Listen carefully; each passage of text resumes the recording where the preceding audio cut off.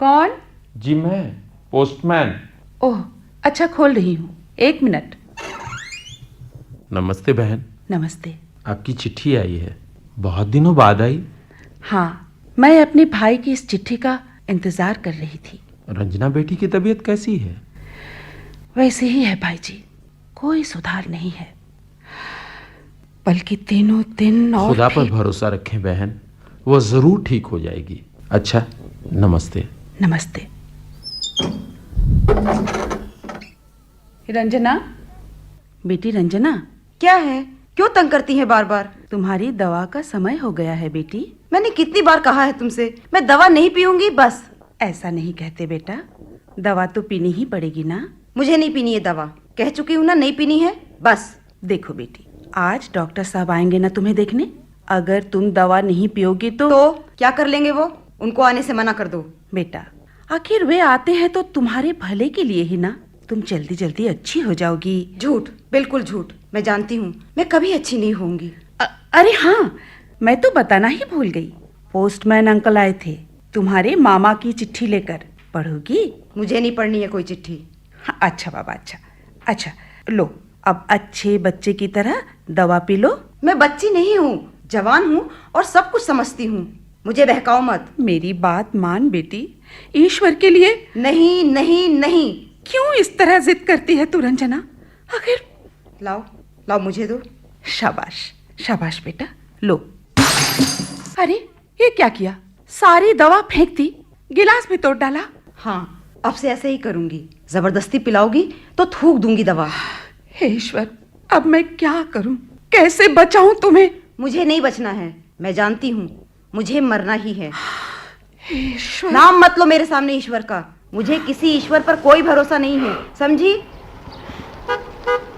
लगता है डॉक्टर साहब आ गए। मैंने कहा ना, मुझे किसी डॉक्टर से नहीं मिलना है। मैं जानती हूँ कोई डॉक्टर मुझे नहीं बचा सकता है। हाँ हाँ, आ रही हूँ। नमस्ते डॉक्टर साहब। नमस्ते नमस्ते। आइए। कैसी है रंजना? अब क्या बताऊं डॉक्टर साहब। क्यों, क्या बात है? तबीयत कुछ अधिक बिगड़ गई क्या? पहले तो दवा पीने से मना करती थी, पर आज उसने दवा ही फेंक दी। अच्छा, चलिए देखता हूँ उसे। कहती है मैं डॉक्टर को नहीं दिखाऊंगी। क्यों? इसलिए कि वो जानती है कि वो बच नहीं सकती, उसे मरना ही है। यह सब उसे किसने बताया? किसी ने नहीं। वो कोई बच्ची नहीं है डॉक्टर साहब, 20 वर्ष की है, पढ़ी लिखी है, सब कुछ जानती और समझती है। मैं समझाता हूँ उसे। लेकिन डॉक्टर साहब। यू डोंट वरी, आप यहीं रहें। उसके कमरे में मैं अकेला ही जाऊंगा। जी अच्छा, मैं आपके लिए कॉफी बनाती हूँ। Hello Ranjana, how are you? क्या बात है बेटे, आज बात नहीं करोगी मुझसे? नहीं। क्यों भला? क्योंकि आप मुझे धोखा देते हैं, झूठी तसल्ली देते हैं कि तुम अच्छी हो जाओगी। ऑफ कोर्स तुम अच्छी हो जाओगी बेटा। किसने तुमसे कहा था? प्लीज डॉक्टर, मुझे और धोखा मत दीजिए। देखो रंजना, धोखा तुम्हें और कोई नहीं दे रहा है, तुम खुद को ही धोखा दे रही हो। नहीं, मैं जानती हूँ कि मैं कभी अच्छी नहीं हो सकती। एक ना एक दिन मुझे मरना ही है। रंजना, मेरी बात तो सुनो नहीं, पहले। मुझे कुछ नहीं सुनना है। आप जाइए यहाँ से। रंजना, क्या कह रही हो तुम? कुछ होश भी है कि किससे क्या कह रही हो? अरे आप क्यों आ गई? मैं इसे समझा रहा था कि... मुझे कुछ नहीं समझना है अब, बस जाओ तुम लोग। Leave me alone. Ranjana, please please, आप उत्तेजित न हो, उसे कुछ मत कहिए। लेकिन डॉक्टर साहब, उसे इतना सेंस तो होना चाहिए। हाँ, मुझे सेंस नहीं है तो क्यों आते हो मेरे पास? मैं 1000 बार कह चुकी हूँ कि मुझे किसी से नहीं मिलना है, मैं किसी से बात नहीं करना चाहती। Okay okay Ranjana, as you please, हम तुम्हें और डिस्टर्ब नहीं करेंगे। मैं नफरत करती हूँ सबसे, अपने आप से, अपनी जिंदगी से नफरत हो गई है मुझे। Ranjana please relax. आइए चलिए उस कमरे में चलें। डॉक्टर साहब, आप रंजना की बातों का बुरा ना माने, मैं आपसे क्षमा। कैसी बातें कर रही हैं आप? मैं क्या रंजना बेटी की स्थिति नहीं समझ रहा हूँ? मेरी तो समझ में नहीं आता है डॉक्टर साहब कि वो दिन पर दिन इतना आक्रामक क्यों होती जा रही है। उसके मन में इतनी नफरत क्यों भर गई है? ये कुछ भी असामान्य नहीं है, बल्कि स्वाभाविक है। आखिर उसकी उम्र ही क्या है, महज 20 साल। जिंदगी को भरपूर जीने की उम्र है यह। लेकिन सबसे बड़ी ट्रेजेडी यह है कि उसे एक भयंकर बीमारी ने जकड़ लिया है। एक ओर जीने की ललक और दूसरी ओर मौत का इंतजार। इन दोनों के बीच वह अपना संतुलन खो रही है। मैं क्या करूं डॉक्टर साहब? बिल्कुल अकेली और असहाय हो उठी हूं। हर पल उसे मौत की ओर बढ़ते देखकर मेरी ममता तड़प उठती है। प्लीज मन हाहाकार कर उठता है। प्लीज अपने को संभालें। आप खुद कमजोर हो जाएंगी तो वह और भी जल्दी। नहीं डॉक्टर साहब, ऐसा मत कहिए। उसकी मृत्यु की कल्पना से ही मैं कांप उठती हूं। मैंने अपने पति को पहले ही खो दिया है। अब इस बच्ची को भी। उसके बिना मैं भी जीवित नहीं रह सकूंगी डॉक्टर साहब। प्लीज आपसे एक रिक्वेस्ट है, अपने इस इमोशन को आप कभी रंजना के सामने न आने दें। मैं चलता हूं, फिर आऊंगा। जी डॉक्टर साहब, आपके आने से सहारे का अनुभव होता है। याद रखिएगा कि हम शायद रंजना को जिंदगी तो नहीं दे सकते हैं, लेकिन जिंदगी के प्रति उसमें निराशा, आक्रोश और नफरत को कम करने की कोशिश कीजिए, ताकि उसकी जिंदगी और मौत के बीच कुछ फासला बढ़ सके। जी। अच्छा, नमस्ते।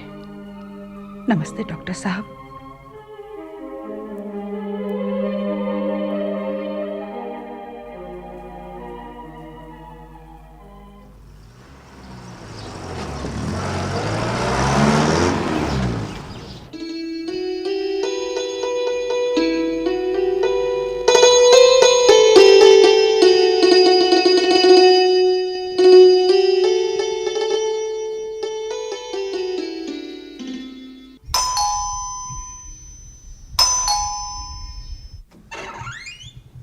नमस्ते, मनी ऑर्डर है आपका? नमस्ते। ओ, भैया ने रुपए भेजे होंगे।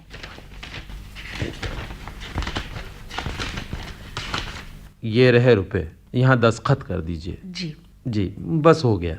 अरे हाँ, रंजना बेटी कैसी है? वैसी ही है, बस मौत के इंतजार में। क्या? ये आप क्या कह रही हैं बहन? बात कुछ ऐसी ही है भाई जी। लेकिन उसे हुआ क्या है? कैंसर। कैंसर? या अल्लाह, उस फूल सी लड़की को कैंसर? हाँ भाई जी, वो भी शायद इतना बढ़ चुका है कि अब तो बस। कभी कभी खुदा भी बड़ा बेरहम हो जाता है बहन। अभी तो उसके खेलने खाने के दिन। जिंदगी का कोई भरोसा नहीं रहा। जाने कब किसको क्या हो जाए। एक अर्ज करूं बहन? कहिए ना भाई जी। एक बार रंजना बिटिया से मिलना चाहता हूं। लेकिन भाई जी, बात यह है कि। क्यों, डॉक्टर ने मना कर रखा है क्या? तब रहने दो बहन। नहीं, वो बात नहीं है। असल में वो किसी से मिलना नहीं चाहती है। किसी की सूरत तक देखना नहीं चाहती है वो। ओह, तो इसका मतलब है कि उसे सबसे नफरत हो गई है, अपने आप से भी। तो फिर एक बार वही कहानी, वही हालात, जिंदगी और मौत का वही सिलसिला। क्या बात है भाई जी? नहीं, कुछ नहीं। मुझे कुछ याद आ गया था। डॉक्टर क्या कहते हैं बहन? कहते हैं रंजना में जीवन के प्रति आशा और प्यार जगाऊं। लेकिन कैसे करूं ये सब? मेरी समझ में तो कुछ भी। आप कहें तो मैं कुछ कोशिश करूं। लेकिन आप मेरी फिक्र मत कीजिए, मुझे बस उससे मिला दीजिए। खुदा ने चाहा तो सब ठीक हो जाएगा। आइए, रंजना दूसरे कमरे में है। रंजना बेटी। क्या है? देखो, तुमसे मिलने कौन आए हैं? मुझे किसी से नहीं मिलना है। मैं तुम्हारा पोस्टमैन अंकल हूँ बिटिया। पहले मैं तुम्हारी सहेलियों की चिट्ठियां रोज तुम्हें लाकर दिया करता था ना। तो मैं यही पूछने आया हूँ कि आजकल तुम्हारी चिट्ठियां क्यों नहीं आती हैं? हाँ, नहीं आती है। नहीं चाहिए मुझे किसी की चिट्ठी। रंजना, फिर तुम? और अगर तुम्हें कोई खत लिखना चाहे तो? मुझे क्यों लिखेगा कोई? सब खुदगर्ज हैं। सबको मालूम है कि ये मरने ही वाली है। सब के सब सिर्फ मेरी मौत का इंतजार कर रहे हैं। तुम बार बार ऐसा क्यों कहती हो बेटा? और नहीं तो क्या कहूँ? आप जाओ बहन, अपना काम निपटाओ। मैं रंजना बिटिया को बताऊंगा कि इसे कौन खत लिखेगा। लेकिन वो तो ठीक है, मैं आपके लिए चाय बनाती हूँ। हाँ तो बेटा, मैं कह रहा था ना कि तुम्हें कोई खत लिखने वाला सब है। झूठ है, धोखा है। नहीं बिटिया, सच। तुम्हें खत लिखेगा एक निहायत खूबसूरत, शरीफ और ज़हीन नौजवान। कौन है वो? उसका नाम है शमीम। दिल्ली में नौकरी करता है, बड़ा खुश मिजाज है। क्यों लिखेगा मुझे? इसलिए लिखेगा कि जब वो तुम्हारी उम्र का था, उसे एक भयानक जानलेवा बीमारी हो गई थी। कौन सी बीमारी? कैंसर। क्या? हाँ बेटे, मेरा यकीन करो, उसे यही बीमारी हो गई थी। डॉक्टरों ने जवाब दे दिया था। वो भी तुम्हारी तरह केवल मौत का इंतजार कर रहा था। उसे भी अपनी जिंदगी से बेहद नफरत हो गई थी। तब तो वो जरूर मर चुका होगा। यही तो खुदा की करामात बेटे, कि शमीम मरा नहीं बल्कि जिंदा है, बिल्कुल तंदुरुस्त है और आज 25 साल का गबरू जवान है। मैं नहीं मानती। मैं जानती हूँ कि इस बीमारी में कोई बचता नहीं है। उसका भी यही ख्याल था बेटिया, लेकिन मैंने उसे बहुत समझाया कि देखो शमीम, मरना तो एक दिन सबको है, तो फिर जिंदगी से इतनी नफरत क्यों करते हो? उससे मोहब्बत करो। मोहब्बत में इतनी ताकत होती है कि कभी कभी वो मौत को जिंदगी के पास भी फटकने नहीं देती है। फिर क्या हुआ? फिर हुआ यह कि वो अपनी जिंदगी से मोहब्बत करने लगा। उसने मौत की बात अपने ज़हन से उतार दी और आज वो अपनी उसी जिंदगी को भरपूर जी रहा है। मुझे विश्वास नहीं होता। विश्वास तुम्हें जरूर होगा बेटे, जब वो खुद तुम्हें खत लिखेगा और एक दिन तुमसे मिलने भी आएगा। आप उसे कैसे जानते हैं? इसलिए जानता हूँ कि शमीम मेरा ही बेटा है। आपका बेटा? हाँ, मेरा बेटा। मैं उसे लिखूंगा कि तुम्हें खुद खत लिखे, तभी तुम जान पाओगी कि मेरी बातों में कितनी सच्चाई है। लीजिए भाई जी, चाय। शुक्रिया बहन। बेटी रंजना, तुम भी दवा पी लो। अभी नहीं। बिटिया दवा पी ले, नहीं तो शमीम नाराज हो जाएगा। मुझे किसी की नाराजगी की बाद में पी लूंगी। बिटिया दवा नहीं पिएगी तो मैं भी चाय नहीं पीऊंगा। लाओ दवा दो। शाबाश बेटे, तू सचमुच मेरी रानी बिटिया है। अच्छा बहन, चलता हूँ। बिटिया खुश रहना। हाँ, मेरी बात याद रखना। चलिए, मैं आती हूँ, दरवाज़ा बंद कर दूँ। बहुत धन्यवाद भाई जी, कई दिनों बाद आज उसने दवा पी है। खुदा का शुक्र है बहन, उसके घर देर है, अंधेर नहीं। उसी पर भरोसा रखें।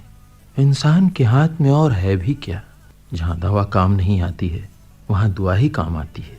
अच्छा चलो। फिर आइएगा भाई जी। ज़रूर। खुदा हाफिज।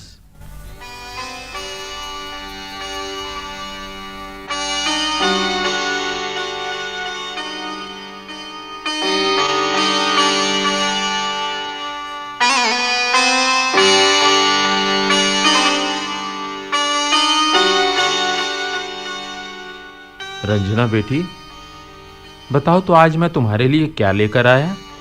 अंदाज लगाओ तो जानू। बताइए ना अंकल, प्लीज। मैं लाया हूं तुम्हारे लिए खत, तुम्हारे नाम। किसका है अंकल? शमीम का। सच? एकदम सच। लो पढ़ो। नहीं, आप ही पढ़िए। अरे तुम तो ऐसे शर्मा रही हो कि। अच्छा, मैं पढ़ता हूं। लिखा है शमीम ने, प्यारी रंजना, मुझे अब्बा जान के ख़त से तुम्हारे बारे में सारी बातें मालूम हुई। अब्बा ने मेरे बारे में जो कुछ भी बताया वो सब सच है। मैं भी अपनी ज़िंदगी से बेहद नफरत करने लगा था। अब्बा और अम्मी मुझे बहुत समझाते थे। धीरे धीरे मैंने जिंदगी से प्यार करना और उसे जीना सीख लिया। जानती हो, देखते ही देखते मेरी तबीयत सुधरने लगी और मेरा मन स्वस्थ होने लगा। फिर मन की ताकत ने जिस्म के भीतर छिपी बैठी उस भयानक बीमारी को खत्म कर डाला। मुझे पूरा यकीन है तुम अच्छी हो जाओगी। जिंदगी तुम्हारे पास ही खड़ी है, तुम्हारी नफरत से सहमी सी डरी हुई। उसे अपनी बाजू में भर लो, बेइंतहा प्यार करो। मुझे खत लिखना। हाँ, मैं तुम्हारे खत का इंतजार करूंगा। तुम्हारा शमीम। मुझे खत लिखना। हाँ, मैं तुम्हारे खत का इंतजार करूंगा। तुम्हारा शमीम। बेटी, क्या है माँ? कहाँ खोई हो बेटा? सोच रही थी कई दिनों से पोस्टमैन अंकल नहीं आए।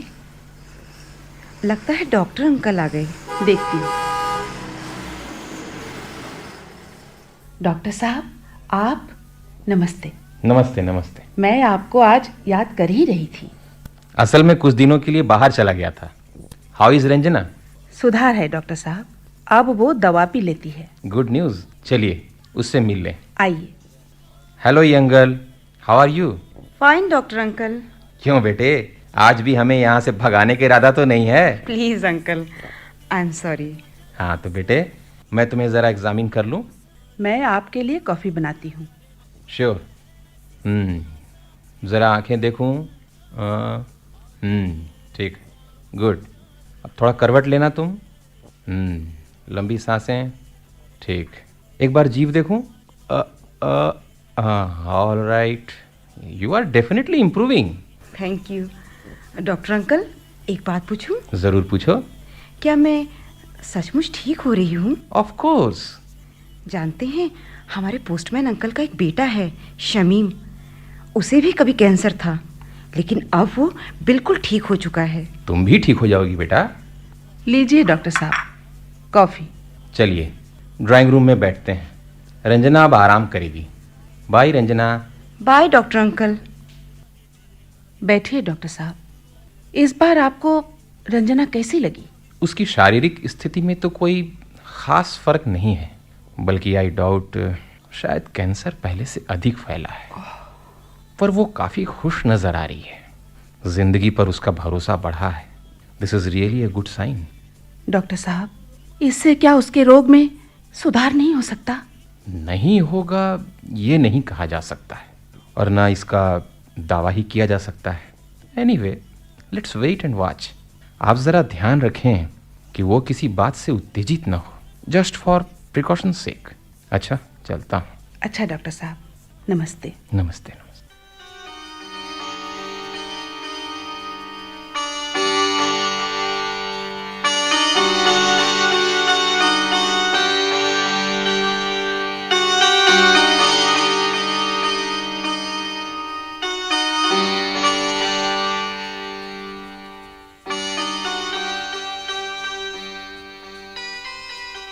आइए भाई जी। रंजना कई दिनों से आपको बार बार पूछ रही थी।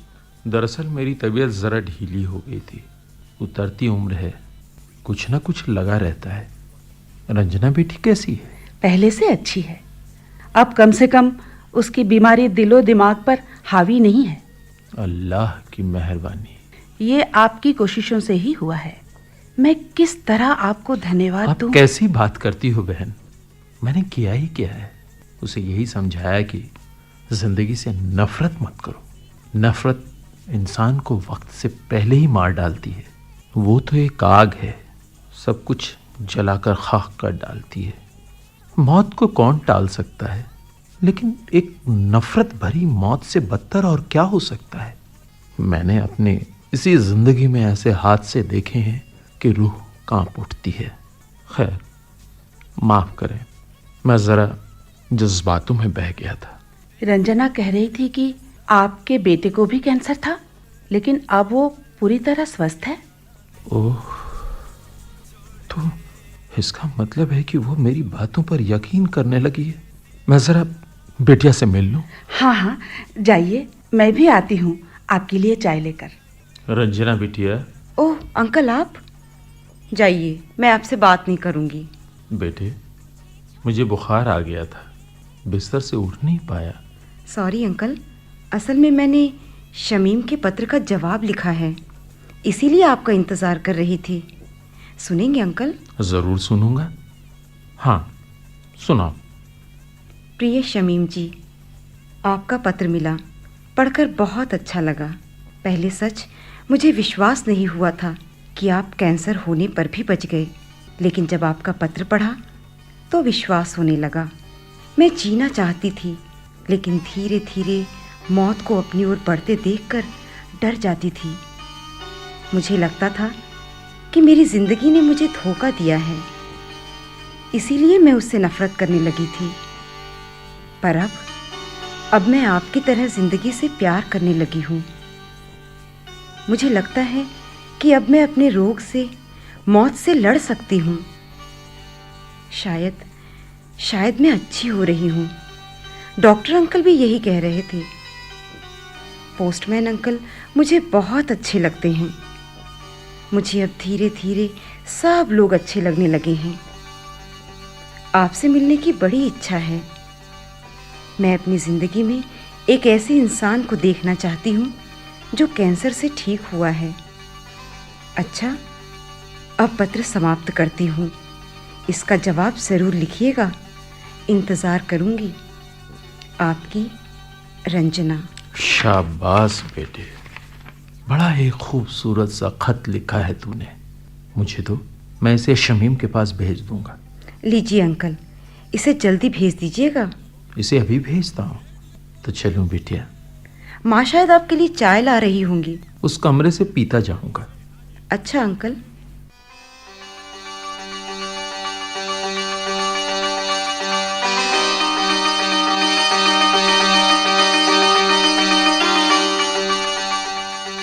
प्रिय रंजना, तुम्हारा पत्र मिला, बहुत अच्छा लगा। ये जानकर बेहद खुशी हुई कि तुम अब ठीक हो रही हो। मुझे यकीन है तुम्हारी जिंदगी दोबारा हंसी खुशी से भर उठेगी। वो फिर खिलेगी, खिलखिलाएगी। तुम्हारा शमीम। प्रिय शमीम, तुम्हारी चिट्ठी मिली। ये जानकर मैं सच झूम उठी कि तुम आ रहे हो। मैं तुम्हारा इंतज़ार बड़ी बेसब्री से कर रही हूँ। जल्दी आना प्लीज़। तुम्हारी रंजना। वो फिर खिलेगी, खिलखिलाएगी। तुम्हारा शमीम। मैं तुम्हारा इंतज़ार बड़ी बेसब्री से कर रही हूँ। जल्दी आना प्लीज़। तुम्हारी रंजना। तुम्हारी जिंदगी तुम्हारे दोबारा लिए हंसी खुशी मैं से तुम्हारा भर इंतज़ार उठेगी। बड़ी वो बेसब्री फिर से कर रही खिलेगी, हूँ। खिलखिलाएगी। जल्दी तुम्हारा आना प्लीज़। शमीम। तुम्हारी रंजना।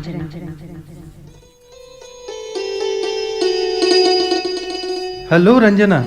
हेलो शमीम, मैं पहचान गई। बिल्कुल ठीक पहचाना। कैसी हो तुम? मैं तो अब ठीक हूँ। कब आए? थोड़ी देर पहले ही पहुंचा। घर में सामान पटका और सीधे तुमसे मिलने भाग आया। थैंक यू शमीम, तुम आ गए। I am really so happy. देखो भाई, मैंने तो अपना प्रॉमिस पूरा कर दिया।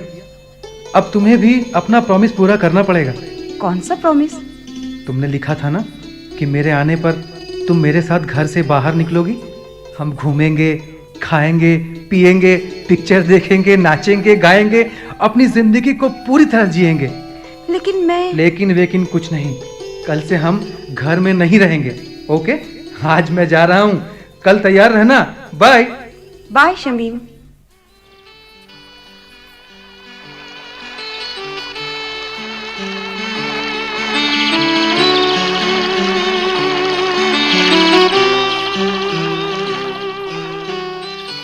रंजना।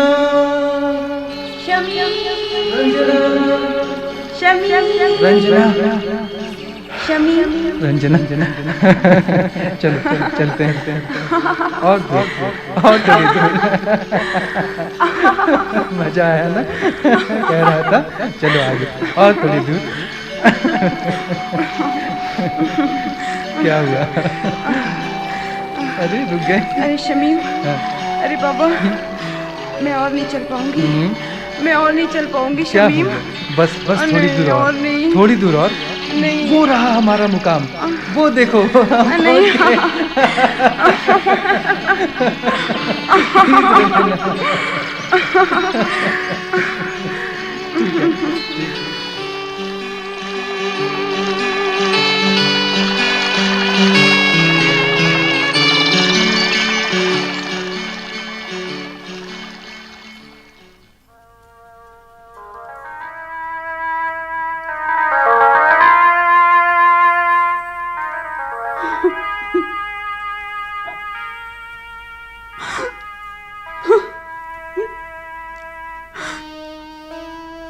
आखिर वो मुझे छोड़कर चली गई।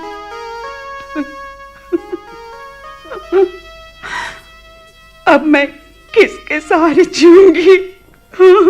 प्लीज प्लीज धैर्य रखिए, एक न एक दिन तो ये होना ही था। बहन, हमें यह सच्चाई स्वीकार करनी ही होगी। खुदा को यही मंजूर था। लेकिन डॉक्टर साहब, इधर तो वो खुश रहती थी, जैसे फिर से जीने लगी थी। फिर अचानक उसकी मौत। हाँ, मानसिक रूप से वो जरूर खुश थी, लेकिन भीतर कैंसर उसके जिस्म में ही नहीं बल्कि दिलो दिमाग में बेतरह फैल रहा था। इसीलिए अपनी जिंदगी से बेहद नफरत करने लगी थी। उसकी नफरत को प्यार में बदलने के लिए ही मुझे उसके सामने इतना नाटक करना पड़ा। नाटक? क्या कह रहे हैं आप? हाँ, नाटक।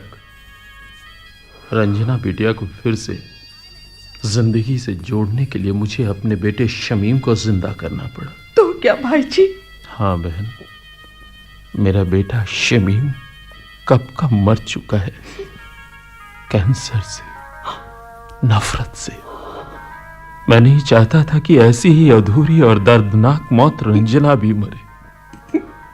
इसलिए मैंने खुद उसे शमीम के खत लिखे, उसके ज़हन में शमीम को पैदा किया।